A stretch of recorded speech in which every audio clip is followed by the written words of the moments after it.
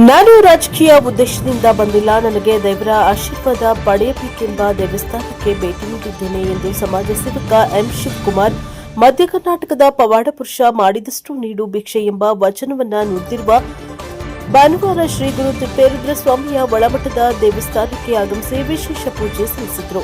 ನಂತರ ಮಲ್ಲೂರಹಳ್ಳಿ ಗ್ರಾಮಕ್ಕೆ ಆಗಮಿಸಿ ಕ್ರಿಕೆಟ್ ಟೂರ್ನಮೆಂಟ್ನಲ್ಲಿ ಭಾಗವಹಿಸಿ ಮಾತನಾಡಿದ ಅವರು, ಯುವಕರು ದುಶ್ಚಟಗಳನ್ನು ಕೈಬಿಟ್ಟು ಕ್ರೀಡೆ ಕಡೆಗೆ ಗಮನ ಹರಿಸಿ ಎಂದು ಮನವಿಯನ್ನ ಮಾಡಿಕೊಂಡರು. ಮೊಬೈಲ್ ಕಂಪ್ಯೂಟರ್ ಗೇಮಿಗೆ ಗೀಳನ್ನ ಬಿಟ್ಟು ಕ್ರೀಡೆಯಲ್ಲಿ ಭಾಗವಹಿಸಿ ನಿಮ್ಮ ಅಮೂಲ್ಯವಾದ ಆರೋಗ್ಯವನ್ನ ಕಾಪಾಡಿಕೊಳ್ಳಬೇಕು ಎಂದು ಕ್ರೀಡಾಪಟುಗಳಿಗೆ ತಿಳಿಸಿದರು.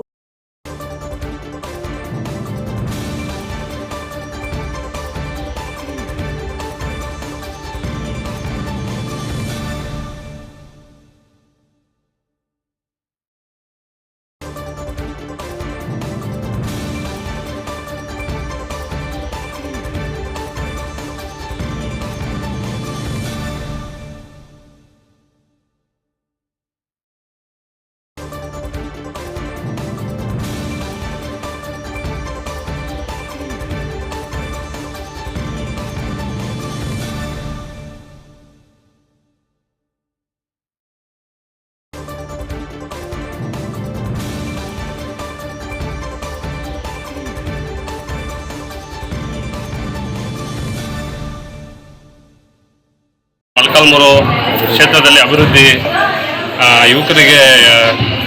ಯುವಕರಿಗೆಲ್ಲ ತುಂಬ ಹಿಂದೆ ಉಳಿದಿದ್ದಾರೆ. ಇವರಿಗೆಲ್ಲ ಒಳ್ಳೆಯ ಉದ್ದೇಶ ಇಟ್ಕೊಂಡು ಏನಾದ್ರು ಮುಂದೆ ಮಾಡಬೇಕು ಅನ್ನೋ ಉದ್ದೇಶ ಇಟ್ಕೊಂಡು ಬಂದಿದ್ದೀವಿ. ಮೊಳಕಾಲ್ಮೂರಲ್ಲಿ ನಾನು ನೋಡಿದಷ್ಟು ತುಂಬ ಹಿಂದುಳಿದ ಯುವಕರಿದ್ದಾರೆ. ಸೊ ಮುಂದಿನ ದಿನಗಳಲ್ಲಿ ಅವ್ರಿಗೆ ಒಂದು ಒಳ್ಳೆ ಸಪೋರ್ಟಾಗಿ ನಿಂತ್ಕೊಳ್ಳೋಣ, ಮುಂದಿನ ದಿನಗಳಲ್ಲಿ ಒಳ್ಳೊಳ್ಳೆ ಕೆಲಸ ಮಾಡಬೇಕು ಅನ್ನೋ ಉದ್ದೇಶ ಇಟ್ಕೊಂಡು ಬಂದಿದ್ದೀವಿ. ಮೊಳಕಾಲ್ಮೂರು ಕ್ಷೇತ್ರದಲ್ಲಿ ಅಭಿವೃದ್ಧಿ ಯುವಕರಿಗೆಲ್ಲ ತುಂಬ ಹಿಂದೆ ಉಳಿದಿದ್ದಾರೆ. ಇವರಿಗೆಲ್ಲ ಒಳ್ಳೆಯ ಉದ್ದೇಶ ಇಟ್ಕೊಂಡು ಏನಾದ್ರು ಮುಂದೆ ಮಾಡಬೇಕು ಅನ್ನೋ ಉದ್ದೇಶ ಇಟ್ಕೊಂಡು ಬಂದಿದ್ದೀವಿ. ಮೊಳಕಾಲ್ಮೂರಲ್ಲಿ ನಾನು ನೋಡಿದಷ್ಟು ತುಂಬ ಹಿಂದುಳಿದ ಯುವಕರಿದ್ದಾರೆ. ಸೊ ಮುಂದಿನ ದಿನಗಳಲ್ಲಿ ಅವ್ರಿಗೆ ಒಂದು ಒಳ್ಳೆ ಸಪೋರ್ಟಾಗಿ ನಿಂತ್ಕೊಳ್ಳೋಣ, ಮುಂದಿನ ದಿನಗಳಲ್ಲಿ ಒಳ್ಳೊಳ್ಳೆ ಕೆಲಸ ಮಾಡಬೇಕು ಅನ್ನೋ ಉದ್ದೇಶ ಇಟ್ಕೊಂಡು ಬಂದಿದ್ದೀವಿ.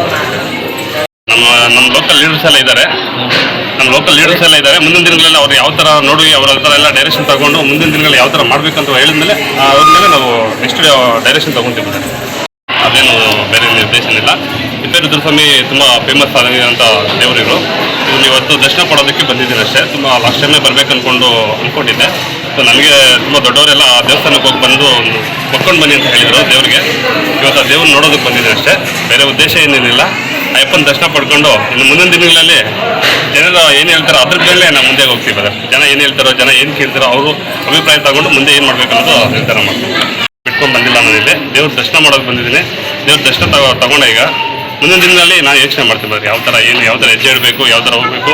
ಎಲ್ಲ ನಮ್ಮ ಸಂಘಟನೆ ಲೀಡರ್ಸ್ ಎಲ್ಲ ಇದ್ದಾರೆ. ಇನ್ನು ಅವ್ರ ಹತ್ರ ಎಲ್ಲ ಮಾತುಕತೆ ಮಾತಾಡಬೇಕು.